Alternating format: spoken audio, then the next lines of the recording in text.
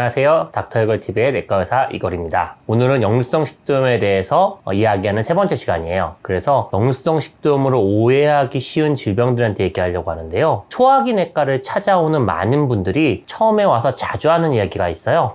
저 역류성 식도염 때문에 왔어요. 그래서 어디가 불편하신데요? 인터넷 찾아보니까 제 증상이 딱 역류성 식도염이더라고요. 그럼 한번 환자분의 증상을 한번 말씀해 주실래요? 제가 진료실에 있다 보면요, 이런 상황을 자주 겪게 되는데요. 정말로 환자분이 역류성 식도염 때문에 고생하고 계신 건지, 혹은 다른 심각한 질환이 있는 건 아닐지, 이건 한번 고민해 봐야 돼요. 보통 역류성 식도염이라고 말씀하시는 분들이 호소하고 말씀하는 주 증상은요, 식후에 발생하는 이 명치부의 쓰림이나 가슴 쓰림, 혹은 식후에 발생하는 가슴 답답함이에요. 이러한 증상이 반복적으로 발생하면 딱 역류성 식도염이라고 생각하기가 쉬워요. 인터넷 찾아봐도 딱 내 증상이 역류성 식도염 같거든요. 하지만 같은 비슷한 증상이라도 자세히 들여다보면요, 이 역류성 식도염과는 증상이 비슷하지만 실제로는 다른 질병일 확률이 있어요. 그래서 역류성 식도염으로 헛다리를 짚고선 식도염 약만 반복적으로 쓰고 계시는 경우도 상당히 많이 봤어요. 그래서 오늘은 이 역류성 식도염으로 오인할 수 있는 다른 세 가지 질환에 대해서 이야기해 드릴 거예요. 첫 번째 케이스, 40세 남자 환자가 밥을 먹고 나서 계속 속이 쓰리다고 저에게 찾아왔어요. 자세히 물어봤죠. 그랬더니 한 최근 2에서 3주 전부터 이 통증이 시작됐고요. 동네에서 처방받은 식도염 약이나 알마겔 같은 짜먹는 제산제를 먹고 나면 잠시 그 통증이 좋아졌다가 또 시간이 지나서 또 밥 먹고 좀 시간이 지나면 다시 악화되는 것을 반복한다고 했어요. 이러한 증상의 패턴이 분명히 식후에 악화되고 있었고, 명치부가 쓰린 통증이면서 약을 먹으면 좀 증상이 호전되는 걸 봐서는 보통 역류성 식도염일 가능성이 분명히 있긴 했어요. 하지만 조금 차이가 나는 거는 벌써 이 2주 이상 증상이 반복되고 있었고요. 최근에 새롭게 생긴 통증이었고 과거에 반복적으로 있었던 건 아니었다는 거고요. 과식으로 가슴 쪽 명치에 통증이 생기긴 하는데 가슴 쪽으로 쓰린 혹은 타는 듯한 통증이 아니고 음식을 먹고 나서 한 30분쯤 지나서 명치를 쥐어잡고 쓰리고 찌르고 쥐어짜는 이런 통증이었어요. 이건 조금 역류성 식도염이랑 다른 통증이에요. 그리고 다시 자세히 물어봤을 때 이 통증이 시작되기 전에 그 당시에 먹는 약을 물어봤는데 허리를 다쳐서 진통소염제를 일주일 이상 복용했던 병력이 있었어요. 그래서 저는 식도염 약을 쓰고 기다리기보다는 위나 십이지장에 다른 위험한 질환 여부가 있는지 확인하기 위해 내시경을 시작했어요. 내시경 사진에서 볼 수 있듯이 이분은요, 위 벽에 푹 파인 다발성 궤양이 확인되었어요. 그러니까 이분은 식도염 때문에 아팠던 게 아니라 궤양이 파여서, 벽이 파여서 이 부분이 음식물이 닿고 산이 나오면 매우 통증이 있고 고통스러웠던 거예요. 자, 그럼 간략하게 이 궤양, 소화성 궤양에 대해서 알아볼게요. 이 소화성 궤양은요, 위산 과다 상태에 의해서 위나 십이지장의 벽이 깊게 파이면서 심하게 명치부 통증이 발생하는 질환이에요. 주로는 공복에 밥을 굶었을 때 더 아프다고 알려져 있는데, 실제 위에 발생한 궤양의 경우에는요, 식후에 한 30분쯤 지나서 통증이 나타나는 경향이 쉽게 보이고요. 식도염과 똑같이 제산제를 먹으면 잠시 증상이 좋아졌다가 또 다시 악화되는 그런 반복되는 패턴을 보여서 식도염과 헷갈릴 수가 있어요. 그런데 여기서 이 식도염과 위궤양을 구분해서 진단해야 되는 중요한 이유가 따로 있는데요. 자, 그 첫 번째는 식도염과 위궤양은요, 치료의 기관과 원칙이 다르다는 점이에요.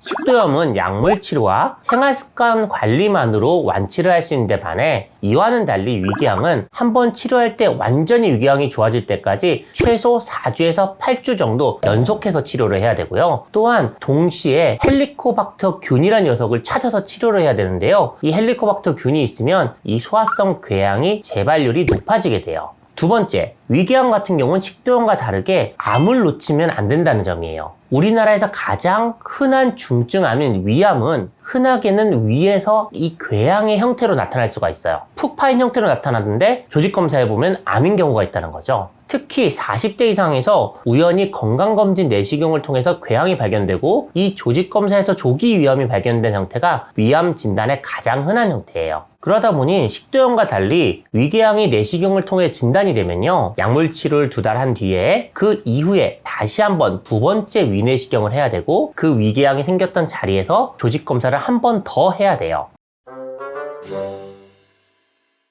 두 번째 케이스. 32세 여자 환자가 식사를 하고 나서 명치가 심하게 쓰리고 구토를 하고 체한 것 같다고 내원을 했어요. 이분은 일주 전에 야식을 먹고 나서 밤에 통증이 갑자기 너무 심해져서 응급실까지 갔고요. 거기서 주사를 맞고 나서야 증상이 호전된 적이 있었다고 이야기했어요. 게다가 이미 수년간 이러한 같은 패턴의 증상으로 여러 의원에 가서 반복적으로 약물 치료를 받고 위내시경을 받았고 매번 역류성 식도염이 있어요. 혹은 위염이 있다고 진단을 받았다고 했어요. 그래서 매번 같은 식으로 많이 아프면 의원을 가고 내시경을 하고 약을 처방받고 이렇게 반복적인 패턴으로 수년간 있었던 거죠. 그리고 약을 먹으면 또 좋아졌다고 얘기했어요. 그래서 저에게 왔을 때도 어디가 아파서 왔다고 하지 않았고요. 환자분은 이렇게 얘기를 했어요. 식도염이랑 위염이 반복적으로 저는 심해요. 그래서 위내시경 한번 하러 왔어요. 이렇게 얘기를 해요. 아마 다른 의원에서도 이렇게 환자분이 적극적으로 이야기를 하면 그 이야기를 믿고 내시경을 해보고 약물 치료만 했을 것 같아요. 하지만 저는 자세히 들어봤을 때 똑같은 양상의 통증이 있지만 그 통증이 매우 심했어요. 그리고 한두 달에 한 번 정도 간헐적으로 심하게 나타나는 패턴은 일반적인 위염이나 식도염과 맞지 않아요. 게다가 명치 통증뿐만 아니라 한 번 아프면 구역, 구토까지 발생할 정도로 심하게 아팠던 점은 식도염이나 단순 위염과 맞지 않아요. 보통 이 정도는요 응급실에 가지 않아요. 응급실에 갈 정도로 심하게 아프면요 실제 내시경 했을 때 궤양이나 심한 상처가 있었어야 돼요. 그래서 과거 내시경 반복적으로 했지만 뚜렷한 원인, 심한 상처는 없었다고 했기 때문에 이분은 내시경을 해보는 게 아니라 다른 가능성을 고려해 봐야 돼요. 그래서 저는 내시경보다는 다른 담낭이나 간의 질환을 의심해서 상복부 초음파를 시행했어요. 보시는 것처럼 이 초음파에서 보이는 거는 쓸개 주머니, 자, 간 밑에 쓸개 주머니가 있어요. 이 쓸개 주머니를 담낭이라고 하고요. 담낭 안에는 담즙이 차 있어요. 그런데 보시는 것처럼 담낭 안에 모래알 같은 작은 담석, 돌들이 쭉 깔려 있었고요. 최근에 반복적으로 염증이 있다는 것을 말해주는 담낭의 벽이 두꺼워져 있는 것을 확인해 줄 수 있었어요. 즉, 이분이 식후에 아팠던 거는요, 식도염이 아니라 담석증 때문이었던 거예요. 자, 그렇다면 담석증에 대해서 간단히 알아볼까요? 담석증은 담즙이 저장되는 담낭에 담석, 즉 돌멩이가 생기는 질환이에요. 증상이 있다면 주로 식후에 이 담석이 이동하면서 담즙이 흐르는 길을 막게 되고요. 이로 인해서 복통이 생기게 되는데요. 보통 담석증 환자의 70%는 무증상이지만 나머지 30% 증상이 생기는 경우에는 식사를 하고 나서 30분에서 1시간쯤 지나서 명치나 오른쪽 윗배가 꽉 막힌 듯한 혹은 쥐어짜는 듯한 통증이 생기게 되고요. 이 통증이 일반 위염약으로 좋아지지 않고 1시간이나 6시간까지 매우 아프게 고생하다가 그냥 자연스럽게 통증이 없어지게 돼요. 그래서 사람들은 위염약을 먹고 좀 시간이 지나서 오래 고생했는데 좋아진 것 같아요 라고 착각할 수도 있어요. 또한 식도염과는 다르게 배가 아프고 체한 것 같아서 구토까지 흔히 동반된다는 게 차이점이 있어요. 이 환자의 경우처럼 위 경련을 조절하는 약이나 주사를 맞았을 때 이 통증이 완화된다는 사실인데요. 담낭의 통증도 이 돌이 막혔을 때 산통, 쥐어짜는 통증이 발생하는 거기 때문에 위경련을 완화시키는 주사나 약을 쓸 때 똑같이 좋아질 수가 있어요. 그래서 증상이 잠깐 좋아지면 아, 나 역시나 위경련이었고 식도염이었구나 라고 그렇게 착각하면서 지낼 수가 있는 거죠. 자, 여기서 식도염과 구분해서 담석증을 제대로 진단해내는 이유는 바로 담석증은 한 번 증상이 시작되면요 반복적인 패턴으로 심하게 통증으로 고생할 뿐만 아니라 치료법도 확실히 다르기 때문이에요. 담석증은 약물 치료가 아니라 수술을 통해서 이 담낭 자체를 완전히 절제하는 것이 치료 방법이에요. 진단이 늦어지거나 수술이 겁나서 치료를 미루는 경우 어느 날 갑자기는 이 담낭 안에 있는 돌이 굴러가다가 콱 박히고 안 빠져나와서 급성 담낭염이 발생할 수 있고요. 열도 나고 배가 아픈 게 가라앉질 않아서 응급실로 찾아가게 되고 응급수술까지 받게 될 수가 있어요.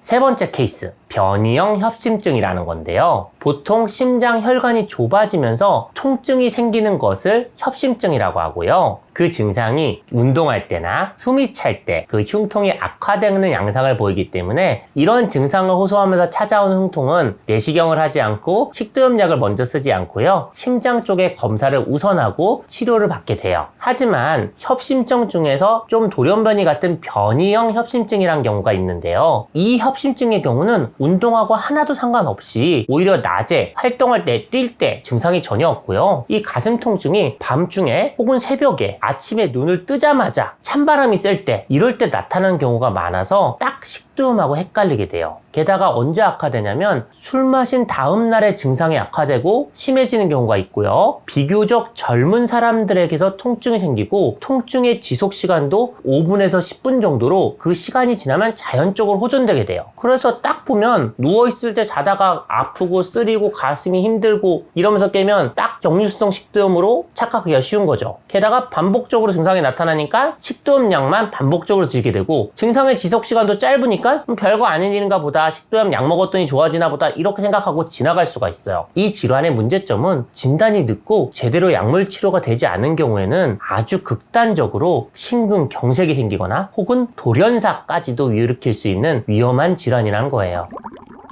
오늘은 자칫하면 역류성 식도염으로 오해해서 다른 질병을 키울 수 있는 가능성에 대해서 이야기해드렸고요. 역류성 식도염과 같은 증상이 반복적으로 나타나거나요, 치료를 해도 낫지 않는다면 더 정밀한 검사를 통해서 큰 질병이 되지 않도록 예방해봅시다. 볼수록 건강해지는 닥터이걸TV, 오늘도 내용이 유익하셨다면 구독과 좋아요, 알람 설정까지 부탁드려요. 감사합니다.